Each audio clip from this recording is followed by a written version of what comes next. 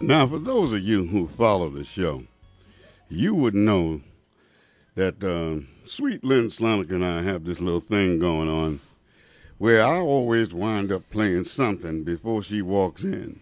Now, Lynn, I'm telling you, this was straight up honest, man. This man's birthday, Kenny Chesney, and I very rarely play a country western song. I know that. I was waiting for you to come in, and so I said, well, his boy's birthday, he sing it, and I wound up playing You and Tequila.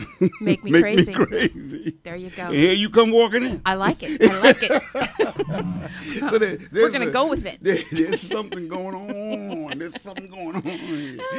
It's like this mystic stuff.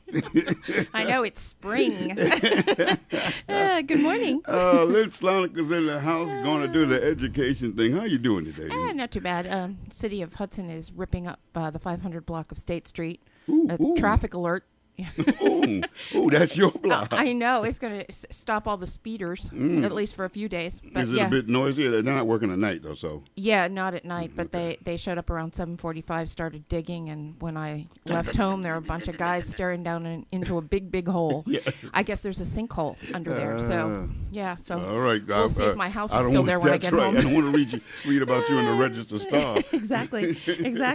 On the education front, though, lots going on. I attended the Hudson board meeting last night. That was interesting. I'll get to that momentarily, but State Ed yesterday announced a couple of grants. They're all around the Regents reform agenda, things having to do with school improvement, school makeovers. The one of particular note was an $81 million award that went to 6 districts, the big ones: Buffalo, Poughkeepsie, Rochester, Syracuse, Yonkers, and Troy. Syracuse had the largest gift there, $31.5 million. And, in ed speak, it's, intended to be focused on dramatic and transformative whole school change, which means, a lot of different initiatives are going to be paid for. Things like longer school day, increased staff preparation, school uniforms, anything that runs the gamut in terms of reforming very low performing schools. These districts represent the lowest performing schools in the state, like the lowest 5%. All right, good, because I was getting ready to ask you, aren't the other school districts going, hey? Yeah, what about me?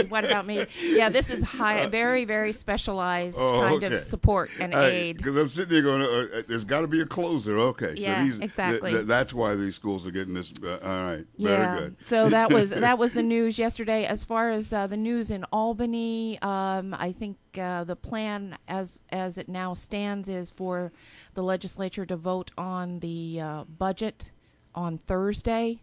The Senate was in session on Sunday night, and apparently, unlike previous years, some of the school aid is not at the center of their debate, their negotiations. It seems to be around the Medicaid reimbursement question, which is kind of above my pay grade. I don't, I've never understood it. I glaze and over I've on tried. that one. Yeah, but and that's not to undermine the importance of it. But supposedly the district by district breakdown on aid has already been agreed upon. So we will anxiously await that information. I think you read yesterday, it was on the news blog, that the Commissioner of Education was a visitor in the Chatham School District on Friday. Beautiful downtown Chatham. That's quite a coup to have Dr. King walk through. And he was apparently, by all accounts, that was quite a meticulous account of his day of activities out there. But it sounds like he was very impressed with what he saw. How did they pull that off? Well, I'm sure that he's targeting specific districts because here again, it's the reform agenda. It's the going out and seeing firsthand how the ideas behind the waiver that the state The state got their waiver on certain aspects of NCLB based on representations that they would do certain things, and he's looking for proof that that's working. So, all right, there we go. That old data-driven instruction model, which I heard you kind of say, what does that mean? Yes.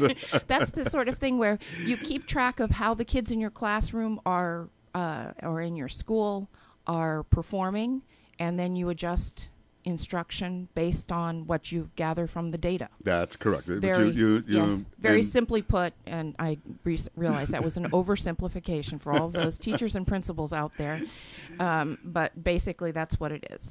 You look at the pie chart and then you make decisions. More or less. Yes, I'm familiar with that in productivity management. There you go. I don't have a lot of nice things to say about it. Well, education is taking on more and more of that model. If you don't factor in human nature, and this is not putting down, been involved in data-driven productivity, but if you don't factor in human nature, human circumstances, you just can't go straight by the data. Well, I know, and it always comes around to bite you. Yeah, I've never seen a circumstance where it worked. It's so true. It's so true. You can't ignore the data. No. But you just can't go straight by it. No, I know. Put on blinders. Yeah, right. So the Hudson budget presentation last night by the superintendent, she gave the basic figures. The proposed budget is $42.82 million.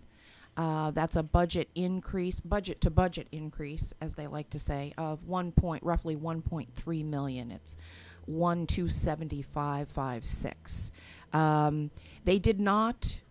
The board itself did not approve the tax levy increase, but it looks more and more like it'll be a 5.3%, which is their maximum under the cap formula. That's the maximum that they can ask for without going for a supermajority. So they're right there on the line. But even with the 5.3, their remaining budget gap would be close to $500,000, for $492,136 to be precise.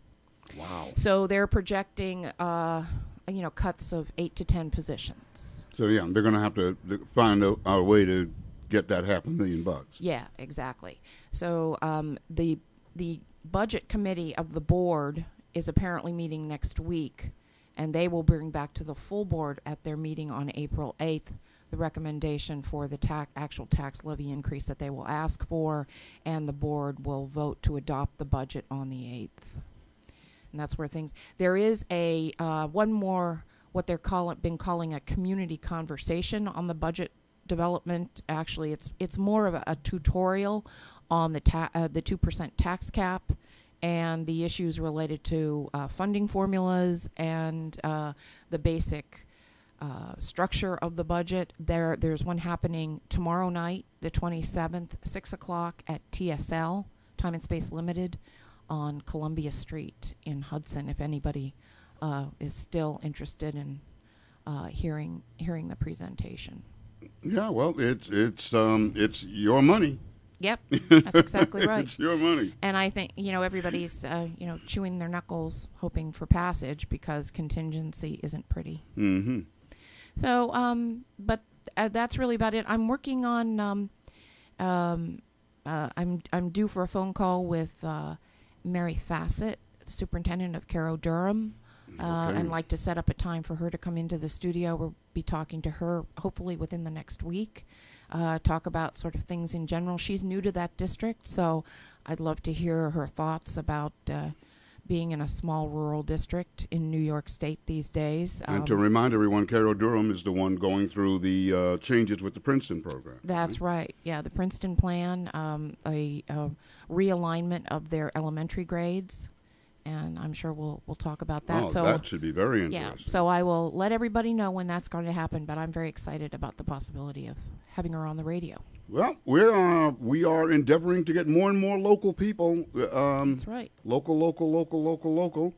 Thank you thank you very much, Lynn Sloneker. And folks, speaking of local, don't forget